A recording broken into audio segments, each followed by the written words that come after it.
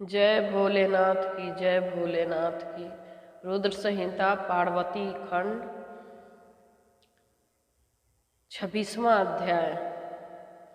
पार्वती की परीक्षा लेने के लिए भगवान शिव का जटाधारी ब्राह्मण का भेष बदलकर पार्वती के समीप जाना।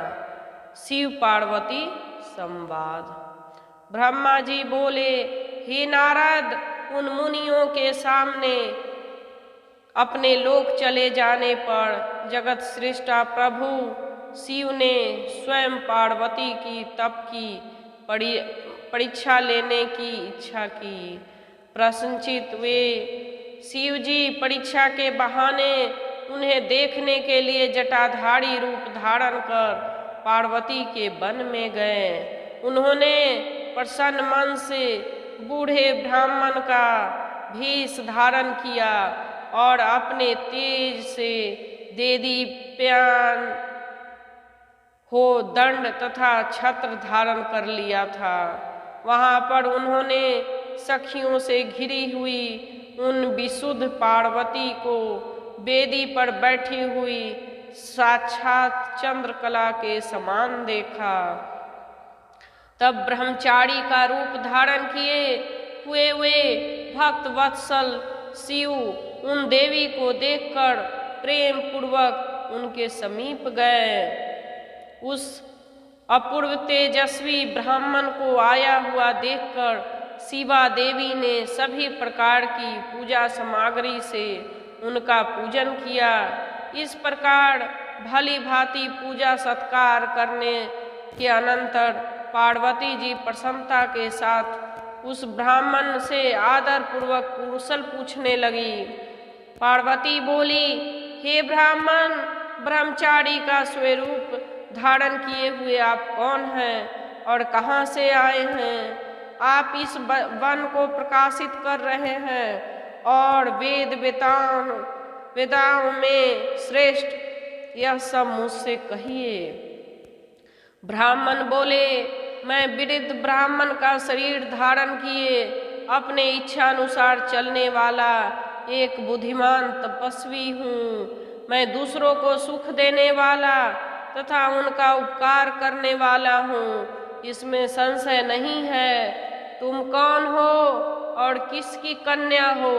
इस निर्जन वन में अकेली रहकर इतनी कठिन तपस्या क्यों कर रही हो, जो मुनियों के लिए भी दुष्कर है?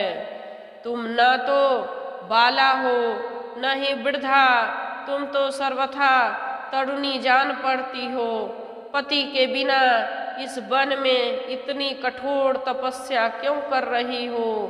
हे भद्रे, क्या तुम किसी तपस्वी के सहचारिणी हो जो इतनी घोर तपस्या में निमग्न हो? क्या वह तपस्वी तुम्हारा पोषण नहीं करता अथवा तुम्हें छोड़कर अन्यत्र चला गया है? तुम किसके कुल में उत्पन्न हुई हो? तुम्हारे पिता कौन है यह तथा तुम्हारा क्या नाम है यह बताओ। तुम तो सौभाग्यशालिनी हो, तपस्या में तुम्हारी आसक्ति तो व्यर्थ ही है। क्या तुम वेदों की जन्मदात्री सावित्री हो या महालक्ष्मी हो अथवा सुंदर रूप धारण किए हुए तुम सरस्वती हो? इनमें तुम कौन हो मैं अनुमान नहीं कर पा रहा हूँ।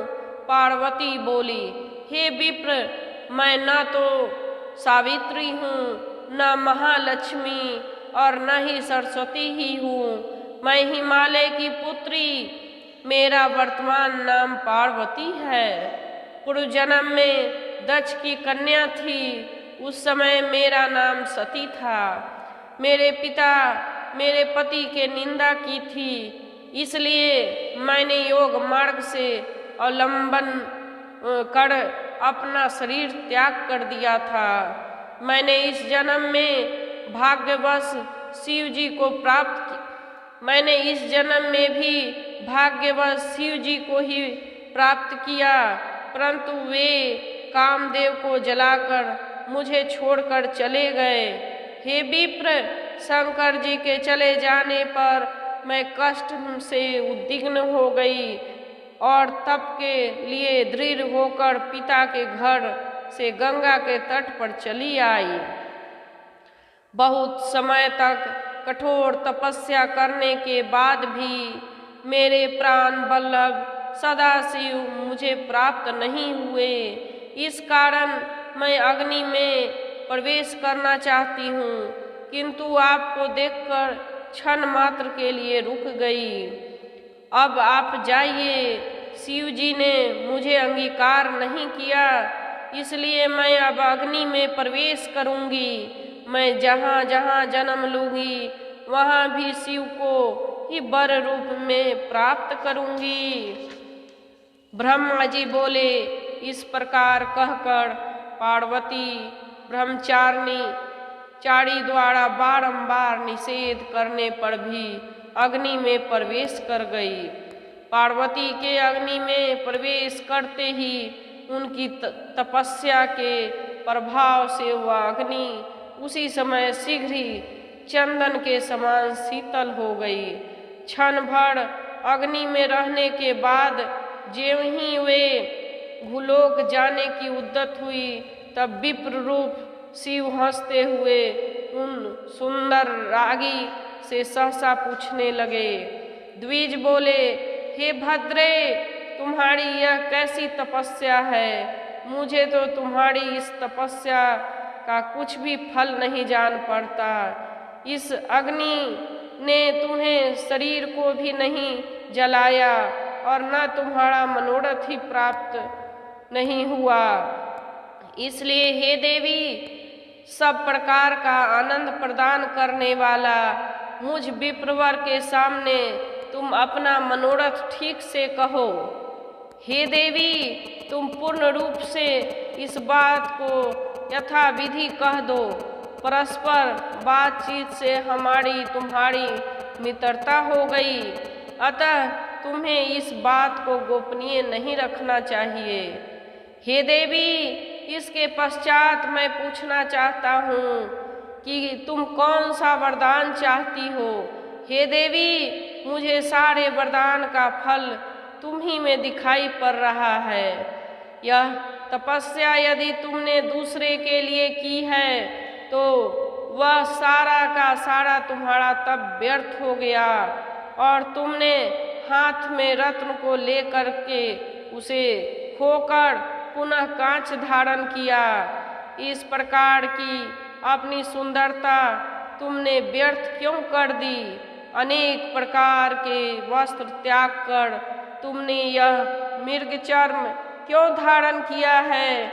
इसलिए तुम इस तपस्या का सारा कारण सत्य सत्य बताओ, जिससे कि उसे सुनकर ब्राह्मणों में श्रेष्ठ मैं प्रसन्नता प्राप्त करूं। ब्रह्मा जी बोले। जब इस प्रकार उस ब्राह्मण ने पार्वती से पूछा, तब उन सुवर्ता ने अपनी सखी को प्रेरित किया और उसके मुख से सारा वृत्तांत कहलवाया। तदंतर उस पार्वती से प्रेरित होकर पार्वती को प्राणों के समान प्रिय तथा उत्तम व्रत को जानने वाली विद्या नाम की सखी उस ब्रह्मचारी से कहने लगी। सखी बोली, ही साधु, यदि आप इस पार्वती का श्रेष्ठ चरित्र एवं इसकी तपस्या का समस्त कारण जानना चाहते हो तो मैं उसे कहूँगी, आप सुनो। यह मेरी सखी पर्वतराज हिमालय की पुत्री है और पार्वती नाम से प्रसिद्ध है। इसकी माता मेनका है। अभी तक इसका विवाह किसी के साथ नहीं हुआ। यह शिव जी को छोड़कर दूसरे को अपना पति नहीं बनाना चाहती। यह 3000 वर्ष से तपस्या कर रही है। हे साधु, हे द्विज उत्तम, उन्हीं के लिए मेरी सखी ऐसा तप आरंभ किया है। इसका भी कारण है, मैं आपसे कहती हूँ, आप सुने। यह पार्वती इंद्रादि प्रमुख देवताओं एवं ब्रह्मा विष्णु आदि को छोड़कर केवल पिनाक पानी शंकर को ही पति रूप में प्राप्त करने की इच्छा करती हैं। हे द्विज, तपस्या आरंभ करने के पूर्व ही मेरी सखी ने जिन वृक्षों को लगाया था उन सब में फूल फल आदि आ गए हैं। अतः प्रतीत होता है कि मेरी सखी के मनोरथ पूर्ण होने का समय आ गया है। यह मेरी सखी नारद जी के उपदेशानुसार अपने रूप को सार्थक करने के लिए, अपने पिता के कुल को अलंकृत करने के लिए और कामदेव पर अनुग्रह करने के लिए महेश्वर के उद्देश्य से कठिन तप कर रही है। हे तापस, क्या इसका मनोरथ सफल नहीं होगा? हे द्विज श्रेष्ठ, आपने मेरी सखी के जिस प्रकार को पूछा था उसे मैंने प्रीति पूर्वक कह दिया। अब और क्या सुनना चाहते हैं? ब्रह्मा जी बोले, हे मुने, विजया इस यथार्थ बात को सुनकर वे जटाधारी रुद्र हंसते हुए यह वचन कहने लगे। जटिल बोले, सखी के द्वारा यह कहा गया वह परिहास मालूम पड़ता है। यदि यह यथार्थ है तो देवी आपने मुख से कहो। ब्रह्मा जी बोले, इस प्रकार जब जटाधारी ब्राह्मण ने कहा तब पार्वती देवी अपने मुख से ही उन ब्राह्मण को कहने लगे। जय भोलेनाथ की 26वां अध्याय।